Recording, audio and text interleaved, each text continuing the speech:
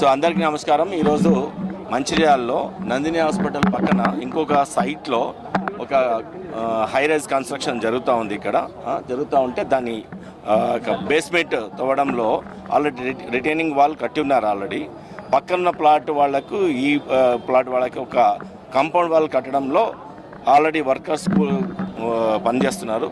Workers పనిచేస్తుంటే అక్కడ compound wall అవతల పక్కన ఉన్న కాంపౌండ్ వాల్ మొత్తం మట్టితో కిందంతా మట్టి లూజ్ మట్టిగా ఉండడం వల్ల టోటల్గా సడన్గా కొలాప్స్ అయింది.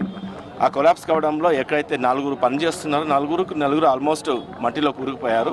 అతి కష్టమైతే ఒక అతను బయటికి కొన్ని దెబ్బలతో బయటికి తీయగలుగుతున్నాము. ఇంకా ముగ్గురు మాత్రం కంప్లీట్గా చనిపోవడం జరిగింది.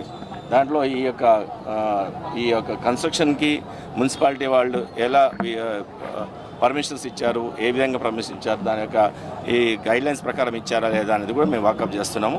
ఒక లాస్ట్ పర్సన్ని కూడా ఇక్కడ తీస్తున్నాము, రెస్క్యూ ఆపరేషన్ చేస్తున్నాము. అది తీసుకొచ్చి ముగ్గురు ప్రస్తుతానికి ముగ్గురు చనిపోయి ఉన్నారు. ఒక పర్సన్ని రెస్క్యూ చేశారు.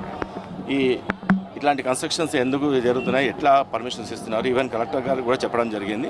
త్వరలో ఇప్పుడు కలెక్టర్ గారు కూడా లేకపోతే అడిషనల్ కలెక్టర్ గారు వచ్చి విజిట్ చేయొచ్చు. వాళ్ళకు కూడా ఈ కంప్లైంట్ మేము రైజ్ చేస్తున్నాము.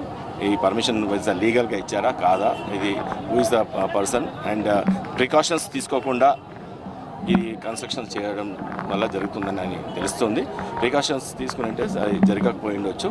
So will take legal action what ever the as per the law, and also will help the persons who are already victims.